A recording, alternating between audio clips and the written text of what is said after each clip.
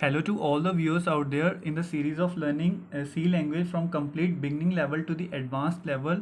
Today we will be covering our 13th lecture, and in this lecture we will be deep diving into the topic keyword. Also हम इसमें similarity देखेंगे in learning any other language and learning the C language. So without any further delay, let's start our topic. सबसे पहले हम लोग देखते हैं similarity in learning English language and C programming, या फिर कोई भी अदर लैंग्वेज, इंग्लिश हो गया, हिंदी हो गया, या पंजाबी हो गया, या कोई भी लैंग्वेज। सबसे पहले हम अगर कोई लैंग्वेज सीखते हैं तो उसमें हम अल्फ़ाबेट्स पे कमांड डालते हैं। फिर जब अल्फ़ाबेट सीख लेते हैं उससे हम लोग वर्ड्स बनाना स्टार्ट करते हैं। फिर वर्ड्स की हेल्प से हम सेंटेंसेस फ्रेम करना स्टार्ट करते हैं। जब हमें सेंटेंसेस फ्रेम करना आ जाता है फिर हम उससे बड़े बड़े पैराग्राफ्स या स्टोरीज़ वगैरह फ्रेम करना स्टार्ट कर देते हैं।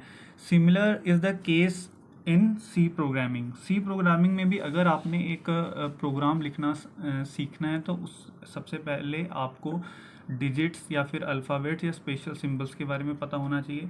फिर आप इन डिजिट्स, अल्फ़ाबेट या स्पेशल सिंबल्स के कॉम्बिनेशन की हेल्प से कॉन्स्टेंट्स, कीवर्ड्स या वेरिएबल्स सीखेंगे बनाना। फिर इनके कॉम्बिनेशन से आप इंस्ट्रक्शंस बनाओगे और इंस्ट्रक्शंस के कॉम्बिनेशन से आप प्रोग्राम बनाना सीख जाओगे। तो देखते हैं अपना next topic, that is keywords.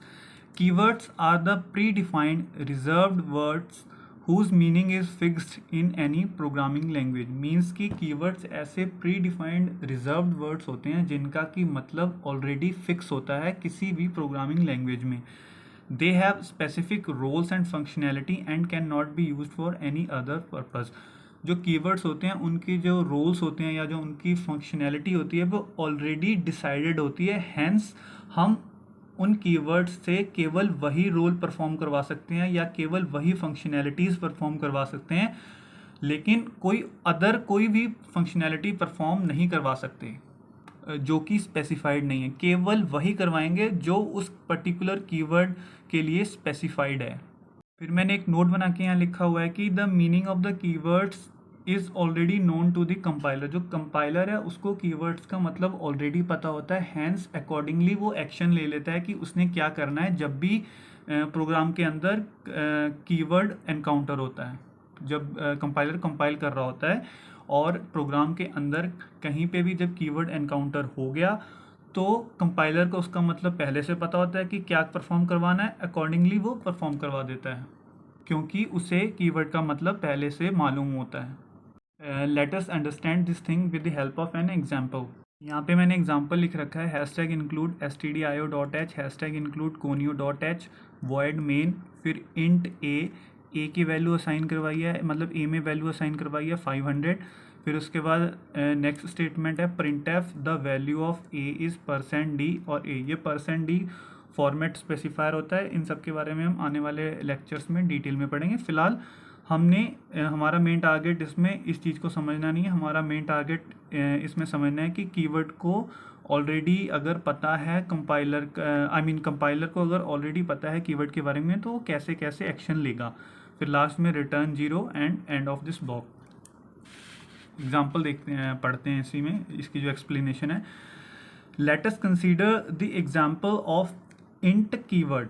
It is use to declare an integer value और we can say any integer variable. मतलब हम इंट कीवर्ड का एग्जाम्पल ले रहे हैं यहाँ पे, जो कि इंटीजर वैल्यू या फिर इंटीजर वेरिएबल को डिक्लेयर करने में हेल्प आउट करता है। Suppose you write a program and during the compilation of this program when the compiler will encounter the keyword int in our code, जैसे ये प्रोग्राम एग्जीक्यूट होगा, जैसे ही वो int को एनकाउंटर करेगा as an keyword, the compiler will recognize this keyword and knows that the compiler will come to know about that the memory should be allocated for an integer variable, और accordingly वो memory allocate करवा देता है। Compiler जैसे ही int keyword encounter हुआ उसको memory इसीलिए allocate करवा पाया क्योंकि उसे पहले से ही पता था इस कीवर्ड का मतलब कि मतलब जब भी प्रोग्राम में वो इंट कीवर्ड को देखेगा और उसके आगे जो भी वेरिएबल लिखा हुआ है उसके लिए वो मेमोरी एलोकेट करवा देगा। Now I have written a note over here and that is the C language is case sensitive. मतलब जो सी लैंग्वेज है वो केस सेंसिटिव लैंग्वेज है। फॉर एग्जांपल अगर आपने एज नाम का वेरिएबल बनाया और सारे लेटर स्मॉल केस हैं और फिर आपने एज एक वेरिएबल बनाया उसमें जो स्टार्टिंग लेटर है वो अपर केस है और आई कैन से कि कैपिटल लेटर है, तो ये वाला एज और ये वाला एज ये दोनों अलग अलग वेरिएबल हैं क्योंकि सी केस सेंसिटिव लैंग्वेज है। In C language, there are 32 keywords. First one is auto, then break, case, care, const, continue, default, do, double, else, and many more. We'll see each. We'll go through each keyword one by one. सबसे पहले देखते हैं auto keyword. Auto keyword is use to represent an automatic storage class. Second है break, it exits the nearest enclosing loop or switch statement. It is used to terminate a loop permanently or to exit a switch statement. इन सभी keywords का use हम उसी समय देखेंगे जब हम programme को एग्जीक्यूट करा रहे होंगे। अभी के लिए खाली बस इन स्टेटमेंट्स को हम एक बार रीड आउट कर लेते हैं और हल्का फुल्का समझने की कोशिश करते हैं। बेसिकली जो ब्रेक है ये या तो लूप्स में यूज़ में लेते हैं इसको, या फिर हम जो स्विच केस स्टेटमेंट्स होती हैं जो कि हम आने वाले लेक्चर्स में कवर करेंगे उनमें यूज़ में लेते हैं।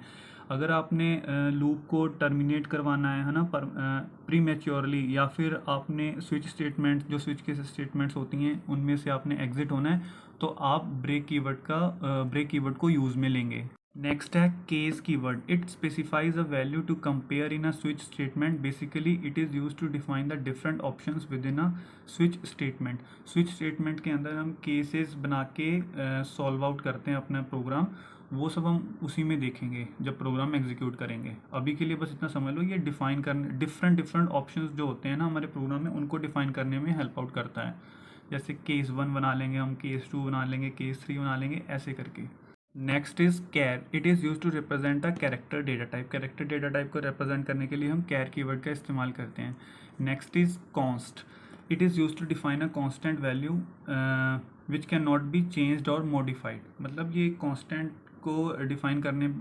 वैल्यू को डिफाइन करने में काम आता है जो कि आगे जाके जिस वैल्यू को हम चेंज नहीं कर सकते। अगर हमने कॉन्स्ट या कुछ भी ऐसे मान लो, अभी के लिए खाली सिंटेक्स पे ज़्यादा ध्यान नहीं देते, const a is equal to अगर आपने 5 लिख दिया तो ये ए फर्दर आप इस ए को अपने प्रोग्राम में चेंज नहीं कर सकते क्योंकि ये एक कांस्टेंट है। बेसिकली ये लिखा तो ऐसे जाएगा कॉन्स्ट फिर int a is equal to 5। तो ये जो आपका ए है ये एक कांस्टेंट है, इसकी वैल्यू फर्दर आप प्रोग्राम में मॉडिफाई नहीं कर सकते। अब हम लोग देखते हैं next keyword that is continue keyword. It is use to skip the particular iteration of a loop based on certain conditions. अगर हमने लूप में कुछ जो सर्टेन आइट्रेशंस हैं उनको स्किप करना होता है तो वहाँ पे हम कंटिन्यू कीवर्ड को यूज़ में लेंगे। Next is default. It is use to represent default case और option in switch statement. The default statement is executed when none of the other case values match. Default statement basically हम लोग switch case statements में use करते हैं। अगर कोई भी case match नहीं करेगा तो जो डिफ़ॉल्ट वाली स्टेटमेंट होती है वो एग्जीक्यूट हो जाती है। अच्छे से अंडरस्टैंड इसको करेंगे हम लोग जब हम स्विच केस स्टेटमेंट्स को पढ़ेंगे। Next is do keyword. It is use to define do block in do while statements. It is use to loop a certain block of code while a certain condition is true. जब भी हम looping statements इस्तेमाल करते हैं कुछ ना कुछ task को रेपिटेडली परफॉर्म करवाने के लिए तो वहाँ डू का इस्तेमाल करते हैं in order to define the do block in do while statements. Next is double. It is use to represent the double data type. Basically it's use to store decimal number with higher precision than the float data type. जो float data type होता है उससे higher precision वाले जो values होती हैं decimal values उनको store करवाने में डबल कीवर्ड का इस्तेमाल किया जाता है। Next is else. It specifies the alternative statement in an if else statement. It is executed when condition specified in if statement is false. Else वाला हम यूज़ करते हैं जब इफ़ में लिखी कंडीशन आपकी फॉल्स हो जाती है या फिर ट्रू नहीं होती, तभी एल्स वाली जो स्टेटमेंट है वो एग्जीक्यूट होगी। Next is enum. The enum keyword in C is use to define an enumeration type.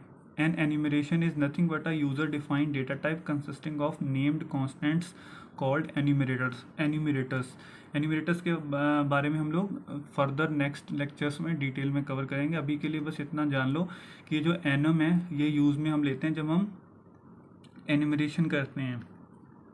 जैसे यहाँ पे हमने लिखा एनम वीकडे और फिर उसके अंदर स्पेसिफाई करवा दिया Monday, Tuesday, Thursday, Friday, Saturday and Sunday. Next is extern keyword. It is used to declare variable or function in any file that can be accessed from another file. मतलब अगर हमने कोई फंक्शन कोई variable declare किया है या फिर कोई फंक्शन डिक्लेयर किया है उसको हम किसी और फाइल से एक्सेस करवाना चाह रहे हैं तो वहाँ पे हम एक्सटर्न कीवर्ड को यूज़ में लेंगे। नेक्स्ट इज़ फॉर ये भी लूपिंग स्टेटमेंट्स में इसको हम इस्तेमाल में लेते हैं। अगर हमने चीज़ों को रेपिटेडली करवाना होता है तो हमें लूप्स की ज़रूरत पड़ती है और फॉर एक काइंड ऑफ लूप है जो कि सी लैंग्वेज आपको प्रोवाइड करती है। और जब भी हमने लूपिंग करवानी होती है तो हम फॉर का इस्तेमाल कर लेते हैं। It is use in case of looping statement. It is use to execute a block of code repeatedly for a specified number of times. Next is go to. It is used to transfer the control to a leveled statement within the same function. Next is if. It is used to specify or define a conditional controlled statement. जो भी conditional controlled statement होती हैं उनको define करने में if एक अपनी अहम भूमिका निभाता है। It is use to execute a block of code if a certain condition is true. जो भी इफ़ के ब्लॉक जो इफ़ के पैरेंथेसिस में अगर लिखी कंडीशंस ट्रू होंगी तो उसके ब्लॉक में लिखी जो भी इंस्ट्रक्शंस हैं वो एग्जीक्यूट होंगी। अगर ट्रू नहीं होंगी तो वो जो स्टेटमेंट्स हैं इफ़ के ब्लॉक में वो एग्जीक्यूट नहीं होंगी। अगर इफ़ के पैरेंथेसिस में लिखी कंडीशंस ट्रू नहीं होगी तो कंट्रोल इफ़ के ब्लॉक के अंदर जाएगा ही नहीं। Next is int keyword. It is used to represent integer data type. Next is long. It is used to store larger integer values than the int data type. int data type की जो range है वो थोड़ी कम होती है। अगर हमें larger range की वैल्यूज़ को स्टोर करवाना होता है या फिर यूज़ में लेना होता है तो हम लॉन्ग कीवर्ड का इस्तेमाल करेंगे instead of using the int keyword. Next is register. It suggest the compiler to store the variable in a CPU register for faster access. हम जो अपने प्रोग्राम को एग्जीक्यूट करवा रहे होते हैं तो कुछ ऐसे वेरिएबल्स होते हैं जो मोस्ट फ्रिक्वेंटली यूज़ होते हैं या हम चाहते हैं कि उनकी जो एग्जीक्यूशन है वो बहुत फास्टली हो। तो ऐसे कुछ वेरिएबल्स को हम रजिस्टर्स की हेल्प से स्पेसिफाई कर देते हैं यूजिंग रजिस्टर कीवर्ड, ताकि जो कंपाइलर है वो समझ सके कि इन वेरिएबल्स का जो एक्सेस करवाना है वो फास्टली करवाना है और वो उन्हें CPU के रजिस्टर्स में स्टोर कर देता है। एंड हैंस जो उनको एक्सेस कराने के लिए जो टाइम लगता है वो बहुत कम लगता है as compare to other variables. कि मैंने ऑलरेडी अपने प्रीवियस लेक्चर्स में बताया था कि मेमोरी से डेटा फैच होता है फिर जाके रजिस्टर्स वगैरह में जाता है ना, तो वो जो समय है मेमोरी से रजिस्टर्स में आने का वो समय बच जाता है। इसीलिए जो वेरिएबल्स रजिस्टर के द्वारा स्पेसिफाइड होते हैं या मतलब जिन वेरिएबल से पहले रजिस्टर लिखा होता है वो ऑलरेडी रजिस्टर्स में जाके स्टोर हो जाते हैं एंड हैंस उनका एक्सेस फास्टर हो जाता है as compare to the other variables. Next is return. It is used to terminate the execution of a function and return a value. Next is short. It is used to store smaller integer values than int data type. Sign. Used to indicate both positive and negative values. Size of. It is used to determine the size of data type or a variable. जब भी हमने किसी data type का size मालूम करना होता है तो हम size of keyword का इस्तेमाल करते हैं अपने प्रोग्राम में। Next is static. It is used to declare variables with a static storage duration. Next is struct. It is a user defined data type that is used for creating structure. Structure क्या होता है या और भी जितने भी हमने इसमें कीवर्ड लिखे हैं उन सभी को हम लोग डिटेल में कवर करेंगे जब हम इनसे रिलेटेड प्रोग्राम्स बनाएंगे आने वाले लेक्चर्स में। Next is switch. It starts a switch statement. Typedef. It is use to create an additional name for existing data type. Union used for declaring union type. Union को भी हम deeply cover करेंगे। Then it's unsigned for unsigned variable. void, it's a return type of a function. Volatile, when a variable is declared as a volatile, it tells the compiler that a variable's value can be changed. Next is while, it is also used in case of the looping statements. And at the last I have written one thing here as a note, that is all the keywords are written in the small case. जितने भी keywords हैं सी language में उन सभी को हम small case में लिखेंगे, या फिर हम कह सकते हैं कि जो लोअर केस है या उसमें लिखेंगे. So this brings us to the end of this lecture. I hope you enjoyed this lecture. Thank you.